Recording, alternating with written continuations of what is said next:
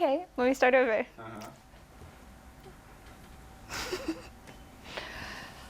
Well, no, I can't say well, it's so bad. Let me start over again. So it's a widget in my beer. Yeah. And I should not be alarmed. No, you shouldn't be alarmed. And seeing the Sorry. That's going right against your things. Okay. Ready?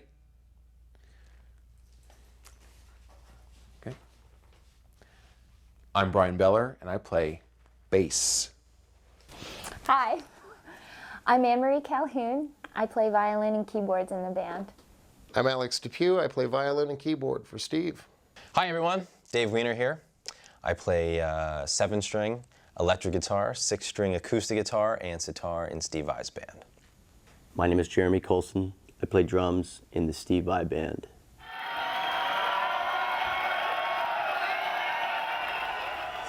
When I was, I think like 8 or 9 years old, I remember seeing the video Yankee Rose on MTV and seeing, I was looking at David Lee Roth and the whole band, and I just remember that was, you know, when I was that age, I wanted to be a rock star.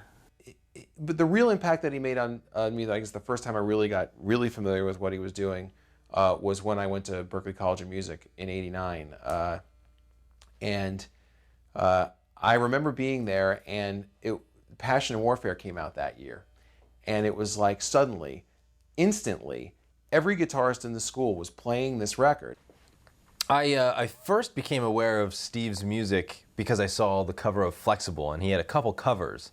But this was the one that had the alien in the spaceship going, I think, in front of him. And I saw it in a store, and I saw the guitar was like bent, and the alien, and I was a little kid, so I was like, oh, that, you know, I thought, it reminded me of Marvin from Looney Tunes. I was 14 years old and that movie Crossroads came out. Well, as the movie progresses, Ralph sells his soul to the devil to become better on the guitar, and realizes as the movie progresses that he's made a serious mistake. So he wants his soul back, and the devil says, sure, I'll help you out, but you have to beat my boy in a guitar competition. And out walks Steve Vai. Well, I heard about Steve through all of my guitar playing friends. I heard that he was the guitar player. I've heard him compared to Paganini before, who is the violin player. So Steve has just been one of the iconic figures that I've known about since I started listening to music seriously. I found out about the audition while the auditions were actually going on. A friend of mine in Israel emailed me the information about the auditions, and even though I'd missed the deadline, I sent in a desperate plea to Mikey. And miraculously, he answered my email and allowed me to submit a video audition. And I prepared it in a couple of days and mailed it with a plea of, please, please, please, please, Steve, I want to rock out with you. Well, I remember when, you know, when Steve called me up and he was mentioning that he wanted to do the violin players and stuff, and, you know, I thought at first it was kind of, I wasn't sure, you know, because I'm like a rock guy. I came to rehearsals a week later than the rest of the band because I was already involved in another tour. And I was a little bit nervous about coming in as the latest member of the band, and I just had visions of everything being already perfectly put together, and I would walk into this mix just totally unprepared, and I was feeling underprepared because I didn't have as much time as I'd like to listen and practice since I was on the other tour. And they were rehearsing the Attitude song, and sweet Alex DePue said, oh, hey Annie, it's so good to meet you. Here's your part. And he proceeded to unfurl this 14-page long, totally obtuse looking piece of music with all these markings and cuts. And Steve, as if it were nothing, just said, oh, and these are the measures we're cutting. Here I want you to improvise a solo over the alternating measures of 12/8 and 11/8, and it was so, so overwhelming. Steve just smiled at me through all of my mistakes, didn't say a word about them. Alex was so sweet and offered to do sectionals with me. He particularly enjoyed saying, Anne-Marie, come to my room for sectionals. For just the groove factor. I play a lot of rhythmical figures on the violin that are not really common from violinists. And I love syncing them up with Jeremy's rhythms. Just rock steady drummer. His groove is just this wide. It's easy to sit in. He hits really hard. He's really consistent. His time is great. You know, he doesn't hide anything. As you can see, all the tattoos, you know, and it's his personality. He's really open. He'll talk about his feelings, and that's really cool. And then I remember Dave Weiner in rehearsal. And he didn't really talk a whole lot. Now that's changed. You could always count on Dave to be like, have some kind of sarcastic, cutting comment about anything. He was just constantly on it like that. So you always have to watch yourself around Dave, or else you'd be the victim of the famous Dave Weiner sarcasm. Bryan Beller, who did the U.S. tour and the European tour, was such a great bass player. It was cool to see him come in. I think this was the first time he did this kind of band with this kind of element. Bryan comes from a school of just monster chops and I mean, just an incredibly gifted player. You have Alex, who's a, total, virtuoso, almost like frantic violin player. Alex, man, he was on it. I mean, there was no stopping that guy. He's such a heathen.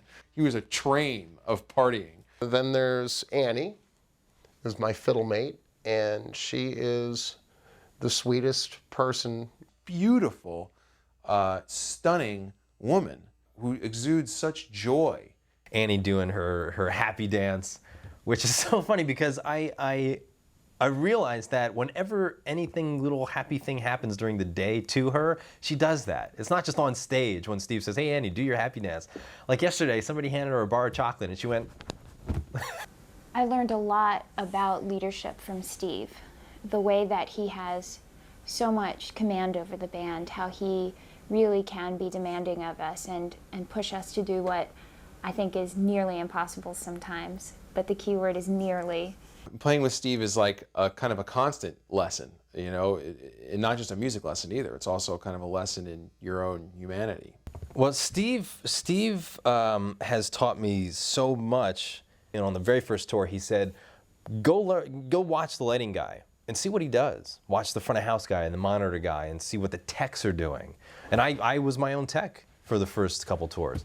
And it was great because now I have such a respect and appreciation for what it takes to put on a tour. One of the dirty little secrets of the Vibe bus is that it was just so incredibly straight. We were just like not the rock party bus at all. We sit there and we wax about philosophy, we talk about religion, we talk about the origins of the universe, we talk about architecture, and we eat lots of chocolate. Chocolate, because chocolate's very important. One of my favorite parts of touring is being on the tour bus, and it's also again it's such a familiar kind of environment because it's not like Steve on one bus. I get asked that a lot. Does Steve have his own bus and you guys are on another bus?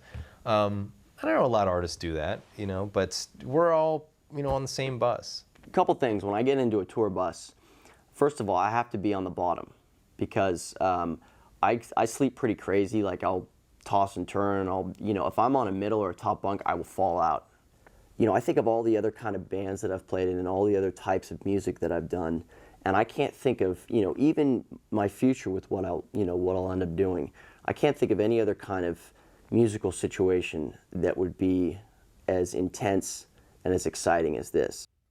Being in this touring band really was a lifelong dream for me. And like I said before, it was 11 years between the first time I auditioned for the band and when I finally got the gig to be in the band. And I was extremely grateful. More than anything else, I was just grateful for the opportunity to do it. Once I get up there, no matter what's going on, if I didn't get to warm up, if I did warm up, if I'm stressed out about something, once I get on the stage, I mean, it's like everything goes away. I'm really impressed with how generous Steve is with his musicians. While he's very, very precise about what he wants in his music, he also gives us a lot of liberty to contribute our own personalities to the music that we're creating, and that's part of the brilliance of his composition. We'll see you next time, okay? Thank you.